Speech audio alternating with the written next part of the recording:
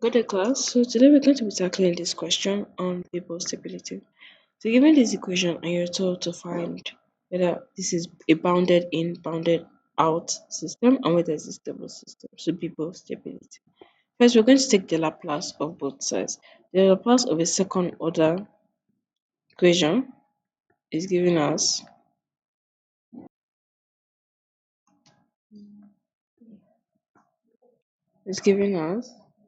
s squared y of s minus sy yeah, minus y yeah. And the Laplace of the equation is y of s. I'm going to substitute this into the equations. We're going to have sys minus sy initial plus y plus y of s is equals to, we're going to take the Laplace of e of t on the other side, which is going to give us u of s. So let's have this. Now, to find the transfer function, we're going to take all the initial conditions to 0. So this is an initial condition. This is also an initial condition. We're going to put them to 0. We'll be left with this equation. Now to get our transfer function, we're going to bring out our s, factorize it out as common factor. And to get our final transfer function, we are going to bring y over u to one side and take this to the other side. This way we have been able to get our transfer function. So this is our transfer function. Now, you're told to find the stability of the system. Stability of the system are found with poles. Poles are found by equating the denominator to 0. So if we find out that our poles on the left hand side of our plane, we say the system is stable. If it's on the right hand side, the system is not stable. So let's find the poles of the system. We're going to equate the denominator to 0. It's imaginary 0. When we take one to the other side, it's become s squared plus minus 1. It's correct both sides. You're going to have s equals to plus or minus. So we can see this system is on the imaginary axis. So one is going to be on positive j. Let me draw it here. You can have the imaginary, you can have the real. So you're going to have positive j here, and you're going to have negative j here. This system is on the imaginary plane, therefore it's going to be called imaginally stable system. Now we want to get the unit step response of the system. That's how the system will respond to a unit step function. So we're going to create a u of s here to unit step function. We're going to apply it to our transfer function. So making y of s subject formula, we have 1 over s squared plus 1. You're taking u times u of s. That's our unit step function. It's going to be 1 over s squared plus 1 times 1 over s. We can solve this using partial fraction. So we're going to we're going to bring them together as a common denominator. We're going to equate them to be a over s plus bs plus c over s squared plus 1. You can have a look at your partial fraction decomposition table to see how I got this. So now we're going to take common denominator.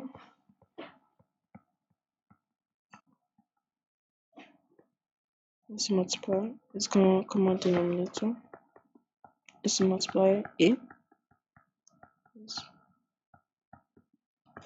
times s is 1. Now we can take this to this other side. So this will cancel out this. Meaning we'll only be left with 1.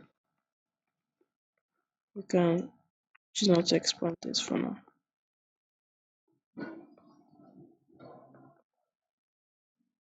Cs. Now to find a, Let's say let s be equals to 0. It will cancel out this and to cancel out this, leaving us with a. Therefore, 1 is equals to a. This will be 0 plus 1. That will be 1. 1 times a. Therefore, our a is equals to 1. Now, to find our next letter, we need to expand this equation. So 1 equals to a s square plus a plus b s square plus c s. Now, we're going to group common factors s square a plus b plus a plus cs. We're going to equate coefficients. We can see a is a constant on this side and the constant on this side is 1. So a is equals to 1. Next, the next one is s square. We can see the coefficient of s square on the other side is 0. It's non-existent. So a plus b is equals to 0. And lastly, you can see the coefficient of s on the other side is non-existent, which means it's 0. So c is equals to 0. So now we have found a and c. Now next, we can find b from this equation. You know that a plus b is equals to 0. We know what a is. A is 1. So that 1 plus b is equals to 0. That will be b is equals to minus 1.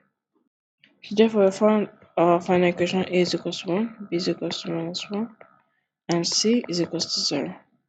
Now we can put it back into this equation. So you're going to have a over s plus bs plus c over s squared plus 1, which is what we got up there. So place a with 1. Give me this is s, not it. Plus minus 1 s plus 0 all over s squared plus 1. This can simplify to be minus s over s squared plus 1. And we're going to use our Laplace inverse table to get the final equation y of t. On the inverse Laplace table, we have that the inverse Laplace of 1 over s is 1. We're going to place 1 over s with 1. And the inverse Laplace of s over s squared plus 1 is cos 80. A in this case is squared, and we all know that 1 squared is the same thing as 1. So therefore, in this case, we have something that looks exactly like this equation. Therefore, we're going to have cos, where in our case is 1, t. So you can just only write t in this here, inside here. So this is our final equation for the system. Now, how do we check if this system is stable? We can check this by checking the limit as t tends to infinity, so not 0 infinity, of this equation. Now, if t tends to infinity for this equation, we're going to have 1 minus cos infinity, right? Now, cos is a bounded function. Why? Because this is, right? Cos starts from 1. This is the cos wave. It's always bounded. Even if it goes up to infinity, the amplitude will just be much larger. But when its cos functions are always bounded, therefore this system is safe to say that this system is going to be a bounded system.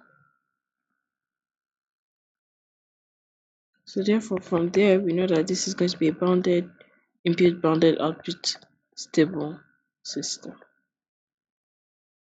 Bounded BIBO stability. Stable. Yes. So this is the final answer for this question. We have learned how to find whether our system is bounded and whether it's stable. Thank you for listening and don't hesitate to leave your questions in the comment section.